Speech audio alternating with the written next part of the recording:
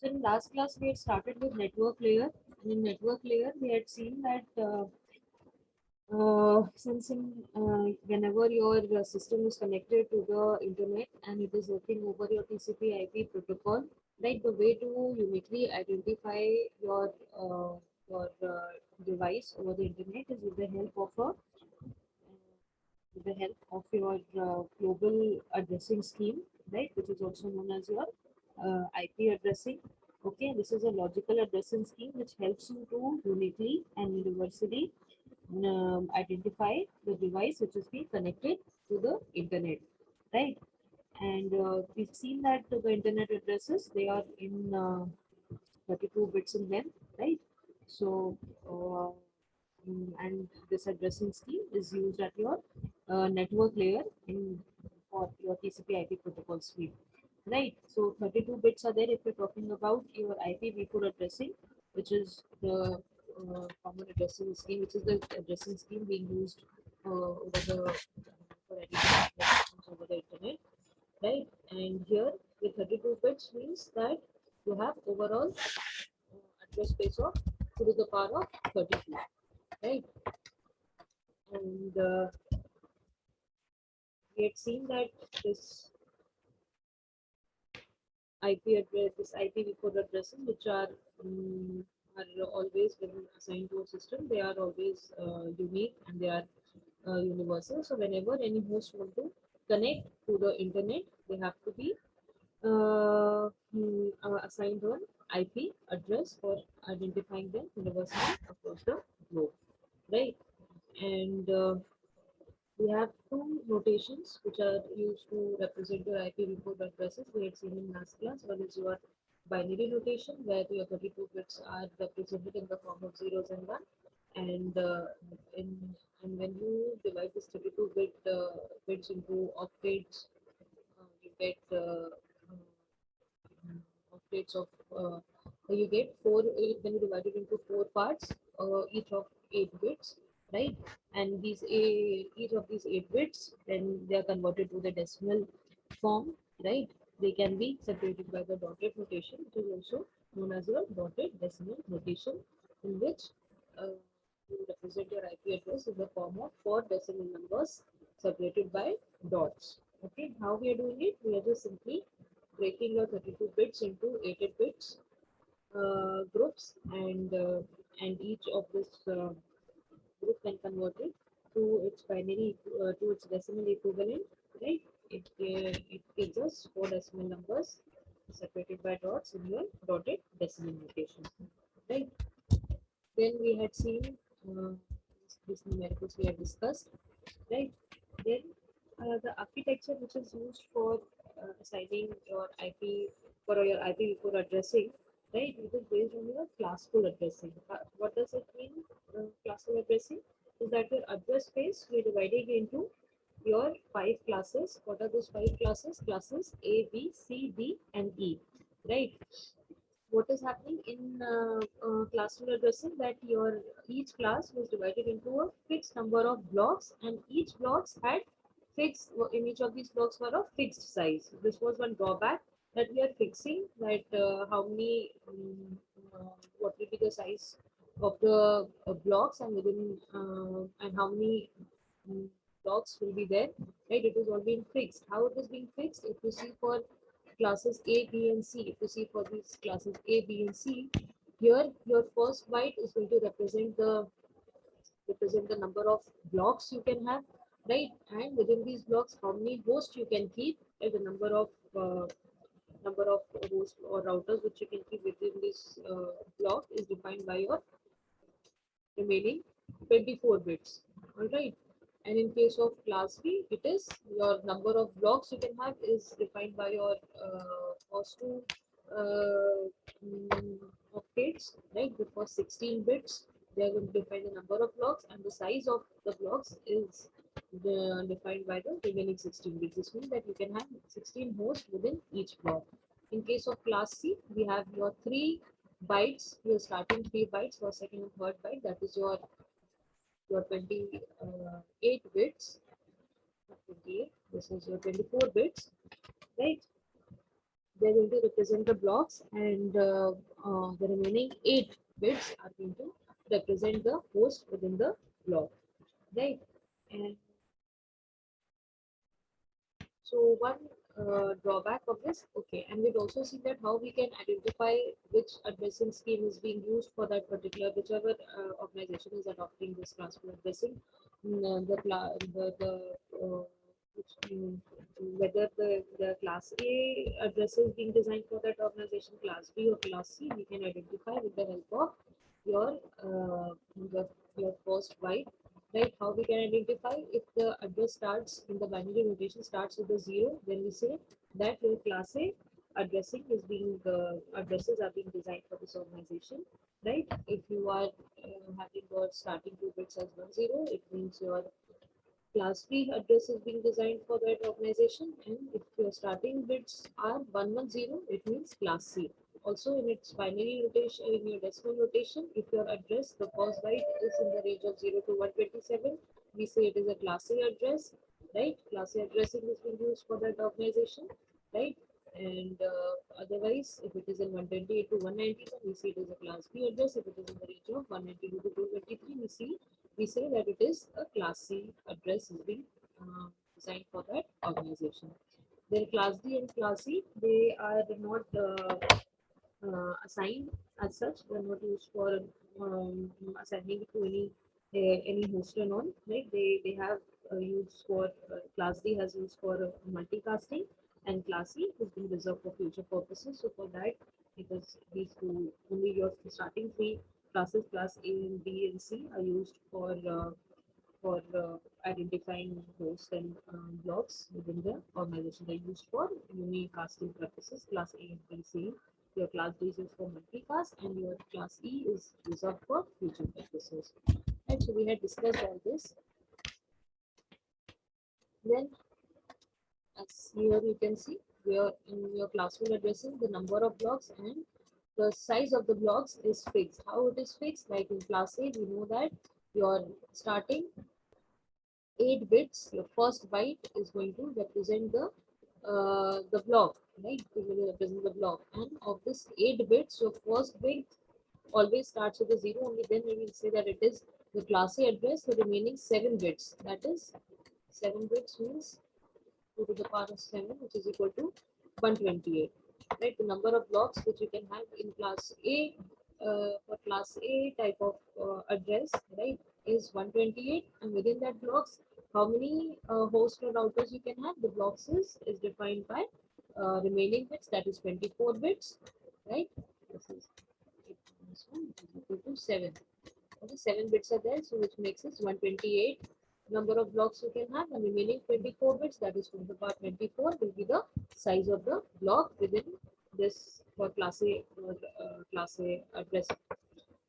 Addresses are being used by that particular organization. Right. In case of class B, it is having your 16 bits there, out of which 2 bits are fixed. How they are fixed? They are always going to start with 10. So remaining your 14 bits, right? The remaining 14 bits are going to be used for assigning the blocks, right? So you can have total of 2 to the power of 14 blocks for class B addressing, and the size of each block is 2 to the power of 16. Then for class C, we have your 24 bits are fixed for the blocks, and the remaining 8 bits are there for your uh, assigning your host and routers within that particular block. So you have a block size of 256, right? And in class C, your from 24 bits used for identifying the block, 3 bits are fixed as 110, and this 110 tells that it is a class C address. So remaining 21 bits, right, 21 bits are going to represent the blocks. So the number of blocks will be 2 to the power of 21. Okay, and size of each blocks will be 256. So this class 4 addressing, okay, it led to a lot of wastage. Why did it lead to a lot of wastage? Because see, it is the number of blocks and the size of blocks is fixed, right? So there might be, if you take case of class A address, right? You have it can only be used by very large organizations, right? Such large organizations where the number of hosts within each organization within each block is how much? 2 to the power of 24, right?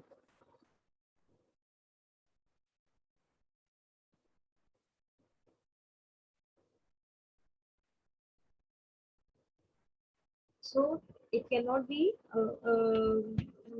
not preferred for smaller organization, right? And similarly for class B, right? It is again you have got your 16 bits for host within the blocks and starting 16 bits for the number of blocks, right? So again it cannot be used for mid-sized organizations. Still it is very large, right? But if you come to class C, you have got only 8 bits within each blocks, so that will be very small, right? You have got only 8 bits for identifying the host within the blocks, that may be very small, right? So your classful addressing, since your number of blocks and the block size, the number of addresses in the blocks, everything is fixed.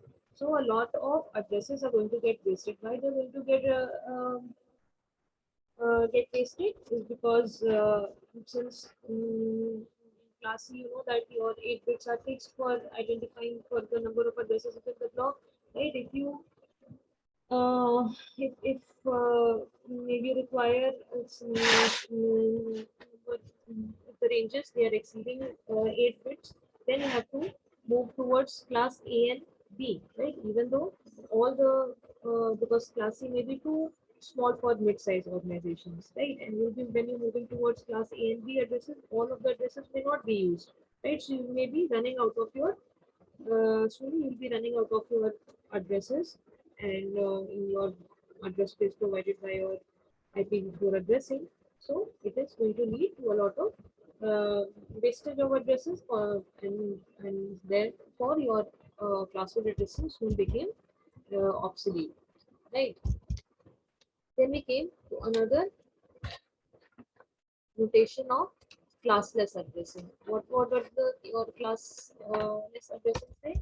That we do not need to fix these bytes, right, as your blocks and the number of blocks and the host within the blocks, right? We can have it in variable size according to the need of the organization. We can define how many bits are going to represent the block and how many bits are going to represent the host within the block. Right. Another way of saying blocks and the number of addresses in the block is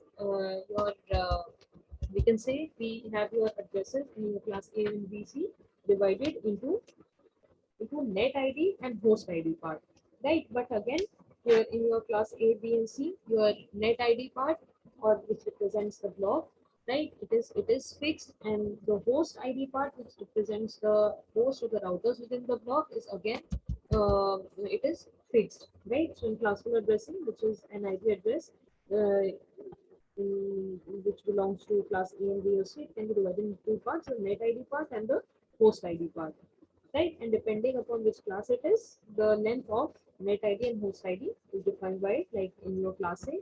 So 1 byte represents the net ID, the remaining 3 bytes represent the host ID part, right? In class A, what is happening? The starting 8 bits of 1 byte, that is going to represent your net ID, and the remaining 24 bits are going to represent the host ID part. For class B, it will be 16 bits for net ID part, remaining 8 bits for host ID part. Class C, your 24 bits are for your net ID part and remaining 8 bits are for your host ID. Right, so it is all fixed here. Right, one way to represent your classroom addressing is in the form of your mask, right? And these masks can be represented in your CIDR notation, which is also known as your /n notation, right? Slash notation. CIDR means your classroom center domain routing notation. How it is represented? We know that for your class A, B, and C, what bytes you're using for net ID, what bytes you're using for host ID, they are fixed. So we can represent them in the form of mask in following way. How we can show? See, if we represent the mask is nothing but it defines that what is the length, what will be the length of the net ID and what will be the length of the host ID, right? In terms of bits, right? Right, like here, if in class A we know the net ID and host ID part, in your classroom addressing we know that your net ID and host ID part is fixed, right? So if we write here in say ID rotation /8 means your starting 8 bits will be used for your net ID part and your remaining 24 bits will be used for host ID, number of hosts which will be within this network, right? And then in class B, it is 16/16 means 16 bits for net ID part and 16 bits for host ID part. And for class C, it is /24, which means the 24 bits are for your net ID and remaining 8 bits are for your host ID, right? And in binary notation, if we write the mask, it can be written as /8 means you have your 8 contiguous ones, right? /16 means you have got your 16 contiguous ones. /24 means you've got your 24 contiguous ones, and remaining are marked by 0. So this is going to represent the mask, the default mask for class A, B, and C, and this can also be represented in the dotted notation by converting these 8 inputs into the respective decimal equivalents. For that case, it will be 255.0.0.0 for class A. For class B, it will be 255.255.0.0, and class C, it will be 3 times 255.0. What is the use of these masks? They help us to identify whatever the value of that mask is given. It helps us like /n if it is given. It helps us to determining what will be the net ID, right? And when you know that n bits are for representing the net ID, that means the number of blocks, right? The remaining, they're going to identify the blocks, right? These n bits, right? Within this block, how many hosts we will have? That will be 32 minus n, right? So this represents your, this mask is used for determining what will be the number of, what will be the net ID part, right? What will be the number of blocks, right? And within that block, how many hosts we can have? That is going to be identified with the help of the remaining 32 minus n bits, right? So this is one way for representing your classroom's addressing in the form of mask. Okay, so as I said, your classroom addressing nowadays is becoming obsolete. Why it is obsolete? Because it is leading to a lot of wastage of addresses, because we have fixed that how many bits will be there for representing the net ID, and within that each block how many number of hosts will be there. Okay, so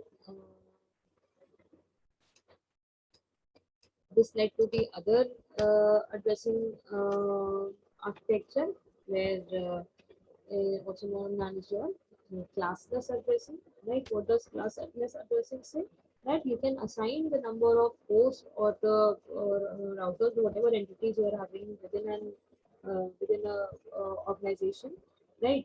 How many you can the number of addresses which you are going to grant, right, within each block is not fixed. Like in classroom addressing, it was fixed that how many blocks will be there and what is the size of blocks. Here, you can grant it according to the, it can vary according to the needs of the organization. Right? Whether it is a small organization, large organization, according to the needs, how many hosts they want to have within that within each block, they can define it by themselves. How they can define it?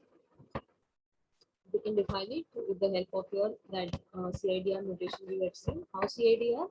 That if there is any address given within a block in the form of x dot y dot t, z dot t slash n. Here slash n tells that this n is of variable size, right? N is not fixed here. N can take any value, and this n is going to represent the mask. Define the slash n defines your mask, and it tells that what will be the how many bits will be used by your net ID, and remaining will be used by your host ID, right? So it is not fixed. This n varies, right? And according to the size and according to the nature of the organization, it can be granted a block of addresses, because unlike in your classroom addressing where the number of blocks and the size of the blocks was fixed, here the size of the blocks can vary.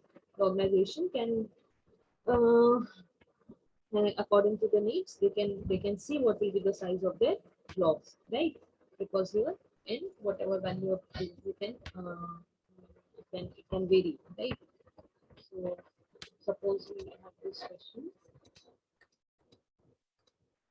right? Suppose we want to have there's an organization who has a block of it needs only 16 addresses. It needs a block of 16 addresses. All right. So 16 means that we will be reading 4 bits to identify the host within the block, right? 4 bits are going to be used to identify the host within the blocks, and remaining your 28 bits are going to represent the blocks, right? We have a block size of 16, right? So here, this particular, if you take one block, it is of size 16, it will be having 16 hosts, right? So your 4 bits are going to represent the last 4 bits of the 32 bits. The rightmost 4 bits are going to represent the host IDs, and the remaining 28 bits are going to be representing the net ID. So the mask for this particular organization, having blocks of size 16, will be in slashing notation. It will be /28, right? And one there are 3 conditions in classless addressing for defining the size of the blocks.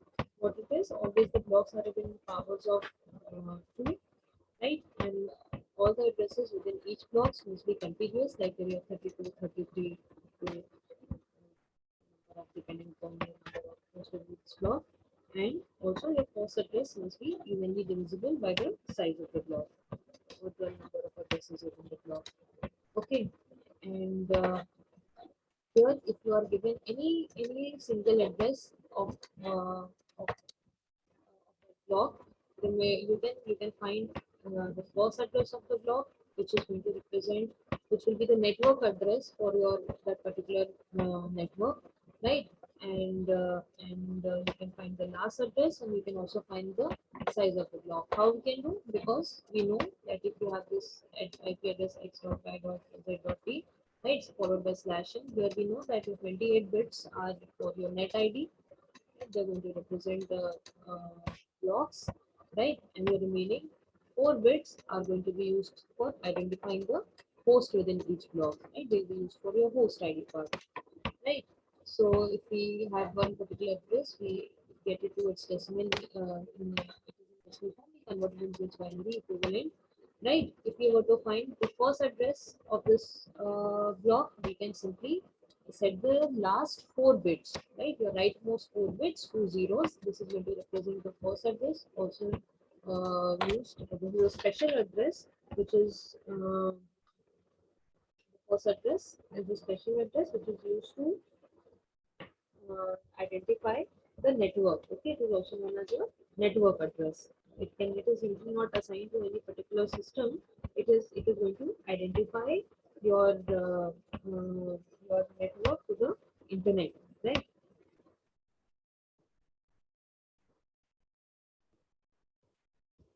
It presents your, it defines the organization network, right? The organization, how it is going to identify to the rest of the world. It is defined by your host address, right? Which is representing the that particular network itself. Okay, and then remaining contiguous addresses are there, which you can individually assign to each of the hosts. You can find the last address also within the block by simply setting the last 4 bits to ones. That is going to represent your last address. We have seen in last class all these things we discussed, right? And the size of the block is defined by your uh, defined by your 32 minus n bits. That is the number of hosts within that particular block. So total number of addresses in the block are to the 32 minus n, right? So here when you are using /28 notation in this first address, have your last 4 bits, rightmost rightmost bits as zeros. The last address will have the rightmost 4 bits as 1. And the number of addresses here will be within the block, right? What is the size of the block? That will be 2 to the power of 4, right? This is how we are obtaining 28, 32 minus 28. So this is equal to 16. So the size of the blocks will be, the number of addresses within the block will be 16. Okay. And another way, one is by setting the rightmost bits to zeros and ones to find the first and the last address. Another way is with the help of your which is using programming and all, right? Is by taking ANDing and ORing with your mask. Right? If you were to find the first address, you can simply convert your address into its binary equivalent, and we can find the mask for that particular block. How we can find? If it is given /28, it means you are starting 28 contiguous bits will be 1, and the remaining 4 bits will be zeros, right? And we simply perform the ANDing of, if any address is given, right? If you take its AND with the mask, okay. If you do the ANDing with the mask of each individual bits, whatever result you get, right here, like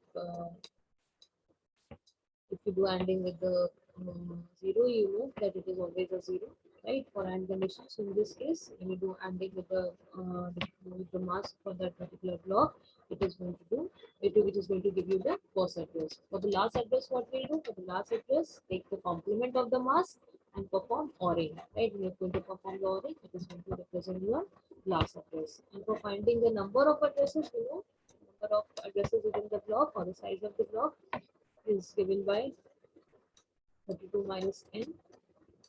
One way is that, right? So that was coming to 16. Another way is that you simply take the complement of the mass, you convert it into its your decimal equivalent, and simply add 1 to it, right? That is going to represent the number of addresses within the block. Okay, so here, this is how the block will be. Okay. The first address, as I said, is the station address or your network address, which is going to represent the organization to the world. Okay. Then IP address, as I said, they are they are logical addressing scheme, right? Logical addressing scheme is in the sense that the bits as you represent, right? Certain bits represent your network ID part, the remaining bits represent the host within the network, right? This, it can be nothing similar to your telephone numbers. For telephone numbers are there, you know that the initial digits are going to represent your area code, right? The next bits are going to represent the exchange, and the complete number is going to represent your subscriber number, right? Similarly, in your IPv4 address also, if you're using your /n notation and suppose your n is equal to 28, right? So your 28 bits are going to represent your network ID. So they will be your network prefix, and your complete host will be identified by these 32 bits, in which your 28 bits are for your network prefix, and your last 4 bits are going to be, you can vary these 4 bits to identify the host within that network. All right, so this completely gives you the host address. Okay.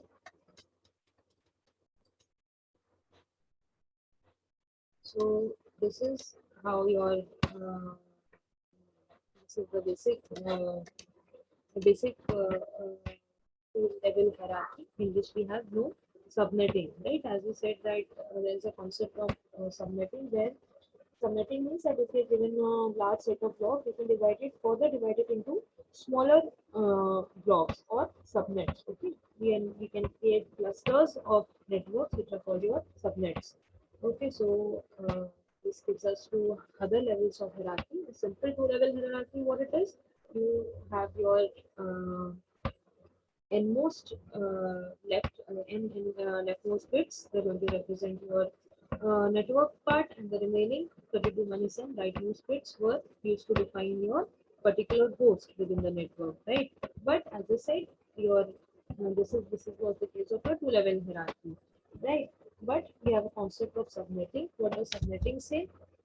That you can divide a large block of addresses when assigned to an organization right? They can be divided into small clusters of networks. These small cluster of networks are called your subnets, and in this way, when a large block of address is given to an organization, it is divided into smaller subnets, right? Into different these addresses are assigned to the different subnets within this organization, right? So to the rest of the world, this organization stays as one identity, right? But internally, it can be divided into several subnets, and all the complete address space which is assigned to this particular organization is divided into it is divided between these different subnets, right? These subnets will be of different sizes, right? The number of hosts will be different within these subnets, right?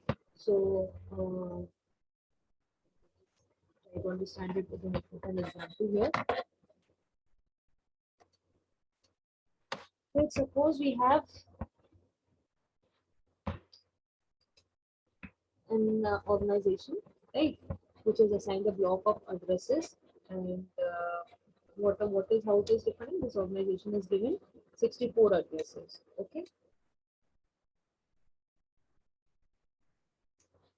right, and the address it is given an address space of 64 addresses, right? So for the outside world, this organization, how it is identified as? It is identified as 17.12.14.0/26, right? Slash 26 means what? 26 bits are fixed to the net ID, and within that your uh, remaining 6 bits they are going to be there for the it can assign to the various hosts within the within its organization, right? Within the organization, these many hosts can be identified. So instead of using this complete block of address, right, and assigning it to each and every host, what it is doing, it is going to divide it into 3 subnets, right? What are these 3 subnets? Right, your subnet 1, subnet 2, and subnet 3. Right, for subnet 1, what we are doing? The subnet 1, we have your mask as /27, right? You have your mask as /27. For subnet 2, it is dividing your block of addresses given as /26, which means 64 addresses. It is dividing it into uh, 3 subnets, and each of these subnets will be assigned certain will be having some hosts, and which will be assigned addresses, right? So your first subnet has in your has /27 as mask, right? Your subnet 2 has /28 as mask, and your subnet 3 has again it has a mask of /28, which means that for your subnet 1, how many hosts can be there?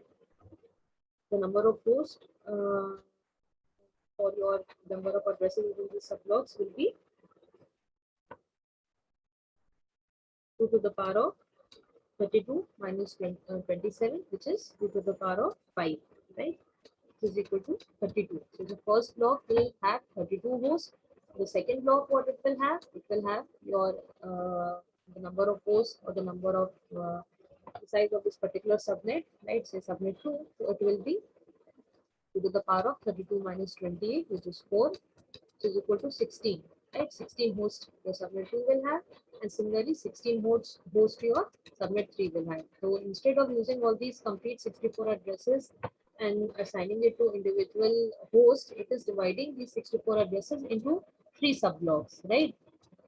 Or subnets, right? It is clustering it, right? These set of 32 systems, they are being assigned to subnet 1, right? And the remaining 32, if it has 64 addresses, the remaining 32 are being divided into 2 subnets, right? And each of size 16 bits. So for rest of the world, this organization is still as represented as one identity of 17.12.14.0.26, but within the organization, we are dividing it into 3 different subnets, right? And whatever message comes, the router is going to route it to the appropriate subnet, right?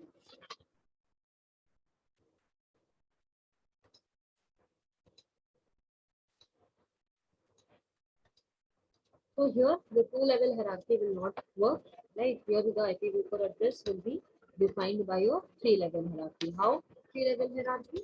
Here your complete address 32 bits are going to represent the host address. Within that, your certain bits are going to represent your network prefix, and within the network prefix, you will be having a certain bits fixed for the subnet part. Right here, it was your /26, right? Your organization mask was /26, right? So your 26 bits are going to represent the network prefix. For your first, this was divided into three subnets. What were the three subnets? /26 was divided into three subnets: subnet 1, subnet 2, subnet 1,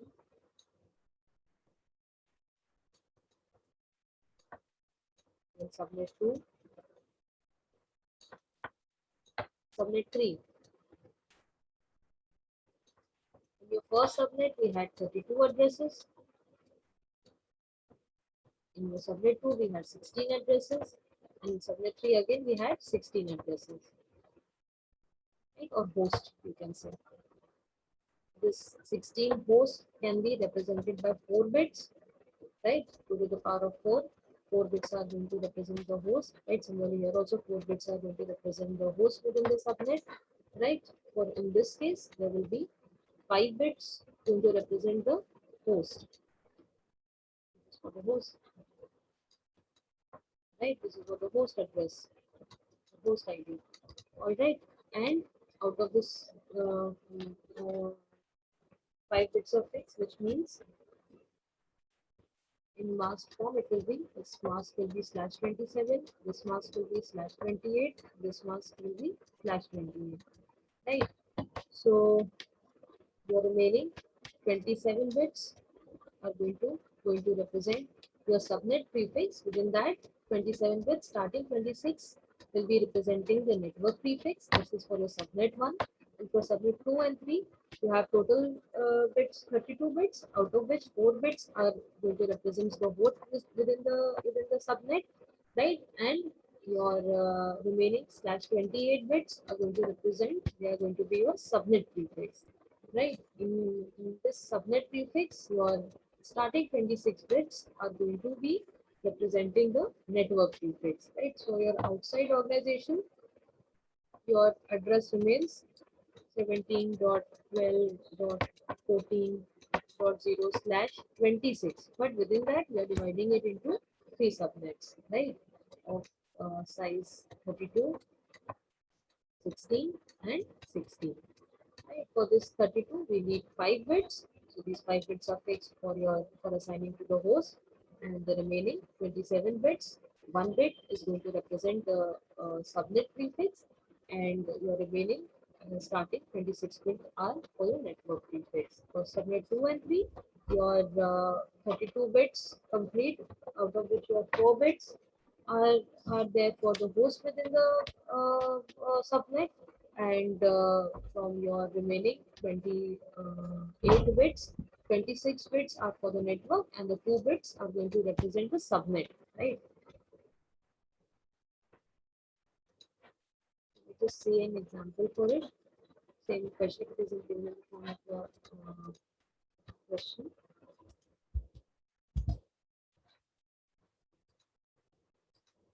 Right, so here the network address 17.12.14.0/26 is representing the this complete organization, and here it is divided into your three subnets: subnet 1, subnet 2, and subnet 3, right? If you are given any address, say for subnet 1, if you are given an address 17.12.14.29, the mask what will be? It will be /27, because we have 32 hosts within this subnet, right?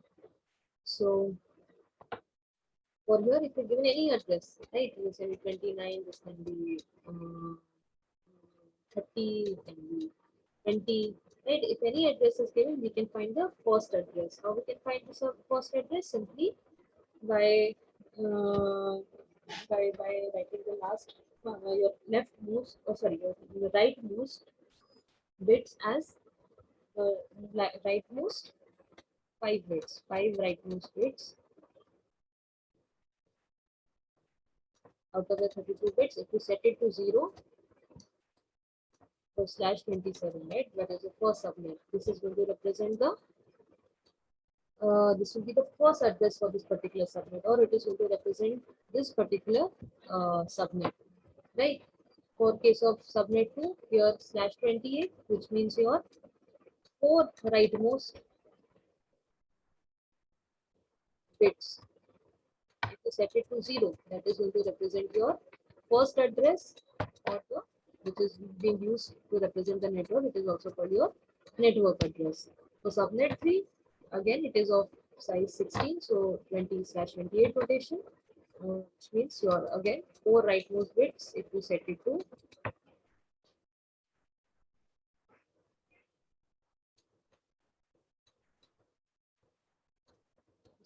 0, so it is going to represent the uh, it is going to represent that particular subnet. All right. So you can find any of the addresses given in any of the subnets simply by ending with the mask, right? You can find the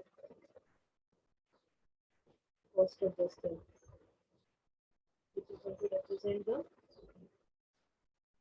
uh,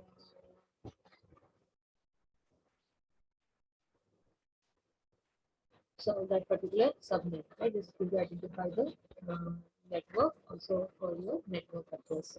All right, so here since we are subnetting, right, dividing a large block of address into smaller subnets, right? So we have your IPv4 addressing has a 3-level hierarchy.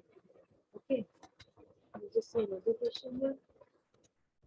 Suppose we have an block of addresses, right? Your starting address given us 190.100.0.0./16, right? Slash 16 means you have an address space of 2 to the power of 16, right? For your host, right? You can have to the power of 16 hosts within within this block, right? And starting 16 bits are going to identify the block itself. The remaining 16 bits are going to represent the host within the block. Then we have this is of 65536, that is 16, right? Addresses the block sizes of 65536. The starting address as 190.100.0.0, right? And now we are dividing it into 3 groups. How we are dividing it into 3 groups? The first group has got 64 customers, and each of the customers require 256 addresses. The second group has 128 customers. Each customer needs 128 addresses. The third group has again 128 customers, and each of these customers need 64 addresses. Now we have to design the subblock for it and also see how many addresses will be remaining out of these 65536 addresses, how many still it has after allocating to these addresses. Okay, so here your these levels of hierarchy are used by your ISPs or internet service providers. Right? These ISPs, can be at national level, regional level. So national level will be granted a large block of addresses, which will be divided into smaller blocks, right? And each of these blocks will be given to your regional ISPs, and these regional ISPs can further divide it into the local ISPs, and local ISPs can divide the block assigned it has received from your regional ISPs into further smaller blocks, right, which are given to each and every organization within that local ISP, right? There is a hierarchy there. Okay, this hierarchy can be used in the form of your ISP at national level, right? They can give it to your divided in this the addresses which are assigned to it to your regional level ISPs. These regional ISPs can be further divided into some local ISPs, and these local ISPs will also have the set of block addresses which they can assign to the organizations. Okay. So supposing this question, your ISP is granted a block of addresses of what size? 65536, right? These many hosts it can have. And one of the addresses is, this block is starting with the address of 190.100.0.0/16. All right. So further it is dividing it into three groups where the first group has got 64 customers, right? You have your 65536 addresses. It is divided into three groups. What is your first group? Your first group has 64 customers. Within these 64 customers, each customer needs 256 addresses. Okay, second group has got 128 customers, and each of these customers, how many addresses they need? Each customer needs in turn 128 addresses. You can imagine it in the form of organization. This organization requires 256 addresses. This organization requires 128 addresses, right? And such 64 organizations are there. Okay. Here, 128 such organization group of, you can say, unit is there, one unit is there. Okay, the third group or third unit has got again 128 customers, and each of these customers needs 64 addresses. Okay, so we have to design subblocks for it, and we have to also see that after assigning to all these three groups, right, we how many addresses are still remaining with this particular ISP. Okay, so how the subblocks are going to be designed? Your first group, right? In your first group, each customer, how many addresses it needed? It needed 256 addresses. Okay, so 256 means you can represent it by 8 bits. The address space of 256 requires 8 bits. So your each customer, your customer 1, customer 2 up to how many? 64 customers, right? For them, your 8 bits are going to be used for identifying the host. 8 bits will be used for identifying the host within each customer. Okay, the host within each customer in that group. Right. So we are starting with 190.100.0.0 address. Right. Slash 24 means out of from 32 bits. Right. 8 bits are there for identifying the host within these customers, right? The addresses within the customers, and remaining 32 minus 8, that is 24 bits, are going to be used for identifying the customer itself. All right. So the first customer will be assigned IP address from 192.100.0.0/24 to 190.100.0.255, because these 255 addresses are for your customer one. Okay, and with mask of 2/24, because 8 bits are there for, because each customer needs 256 addresses, which can be uh, represented by 8 bits, right? 8 bits are going to be needed for defining each of these hosts within this particular customer. Next customer, it will start from your up to 255, right? Your next customer will be identified by 190.100.1.0, right? This will become 1. Okay, and it will be assigned to 56 addresses starting from 1.0 to 1.255. Right, this way it will go to your 64th customer, right? And the 64th customer will be identified by 63, right? This third byte as 63, right? And it will be in turn assigned 256 addresses from 0 to 255. Okay, and this starting 190.100.63 is going to be the prefix for this particular customer, and the remaining 0 to 255 are going to represent the host within this customer. Okay, so in all, how many addresses are being used by group 1? Here, your 64 customers, each requiring 256 addresses, makes a total 16384. Okay, these many addresses are going to be used by customer 1. For second customer, okay, your second group, okay, for your second group, you had customers 128, and each of these customers needed uh, your each customer needed 128 addresses. Okay, so 128 addresses. The second group had 128 customers, and each needed 128 addresses. Right, 128 addresses means your 7 bits can be used for defining 128 addresses. Okay, so we have your mask as slash 25. 25, how we are getting 32 minus 7. Okay, so for the second group, each of these customers, right, they have a mask of slash 25, because 7 bits are going to be 32 minus 25, that is 7 bits are going to be representing the addresses within each customer. The first customer will have address starting from 190.100.64.0 to 190 or 100.64.127. This makes 128 addresses. Okay, for customer 2, it will be 190.100.64.128 to 255. The next 128 addresses will be given to the customer 2.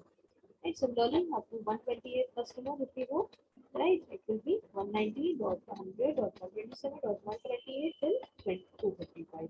Okay, so this makes it and the total of 128 plus 128, which is 616,384. A number of addresses will be given to your group 2. Then for group 3, each customer needs 64 addresses. So 64 addresses means /26 will be used as the mask by each customer, right? Similarly, and each of them need only 64 addresses. So it will become starting from 128.0, it will go up to 128.63. Okay, with /26 as the mask. Right here we have how many customers? 128, each requiring 64 addresses. So this makes it 8192. All right. So number of granted address are how many? 65536, and the number of addresses which have been allocated, they are how much? They are, first has 16384, 16384. Second group, how many addresses it is needing? It is needing 120 into 128, which is again 16384. And the third group, it is needing 64. It is needing each customer is needing 64 addresses, and then there are how many such customers? There are 128 such customers. So this was making it, so 128 into 64, which is 8192. When you sum it up, you get 4096P. Okay. So these many addresses have been allocated by this ISP, and total it had 65536. We will do the subtraction. Then the number of available addresses still with this ISP are 24576. Okay. This will be the subblocks for it, and these will be the available addresses after assigning to each of these blocks. This much is required for your IPv4. Okay, next we have your IPv6 addressing, which we said that the IPv4 has an address space of 2 to the power of 32, right? So if there are chances that it is going to get depleted, so for long term, we have your IPv6 address, right, where it has a larger address space of IPv6 has 128 bits for identifying your for assigning it to your host, right? And it has a larger address space of, in that case, 2 to the power of 128 bits, right? Also, it provides certain provisions for encryption and authentication of data, right? All these things have been provided for IPv6 address. Okay, IPv6 addresses, as I said, they have 128 bits, and they are represented in the form of your hexadecimal colon notation. Hexadecimal colon notation, where what we are doing is 128 bits are going to be divided into they are divided into your eight parts. They are grouped into your in eight parts. This part 1, 2, 3, 4, 5, 6, 7, 8. Okay, and each of these group is having 16 bits, or is having it is having 16 bits, which is 2 bytes. Okay. This makes each of this group is 16 bits or 2 bytes, right? 16 bits, and dividing into 8 parts, which makes 16 into 8 is equal to 128 bits. Okay, these 128 bits, they are represented in the hexadecimal colon notation, right? Where 16 bits converted into its hexadecimal equivalent, right? So 16 bits or 2 bytes. This is again 2 bytes. This is 2 bytes, right? And they are into placed into they are divided into 8 sections. Okay, these 128 bits are divided into 8 sections, and each section is of 2 bytes in them. Okay, and most of the most of these sections they are zeros, right? So they can be abbreviated together. If they are all these four, these 2 bytes, they are all zeros. So they can be abbreviated instead of 4 zeros. We can just use it in the form. We can just replace it by a single zero, right? And we can remove all these starting zeros. We can remove. Okay. And if there are all zeros, then simply replace it with a single zero. If we want to abbreviate it further, we can even remove these zeros and just replace it by two colons. Okay, there'll be a gap between it. Means that in between they have, well, they all these sections are zeros. Okay, so more abbreviated from your IPv6 address can be defined as FDVC 7 colon 74, then double colon, which means in between whatever bytes are there, they were all zeros. Okay, then your B0 if there, then 0, then FF0, whatever it is taken as it is. Okay, so this is all for IPv6. We should have some idea about it. Currently, what it is we use is your IPv4 addressing. How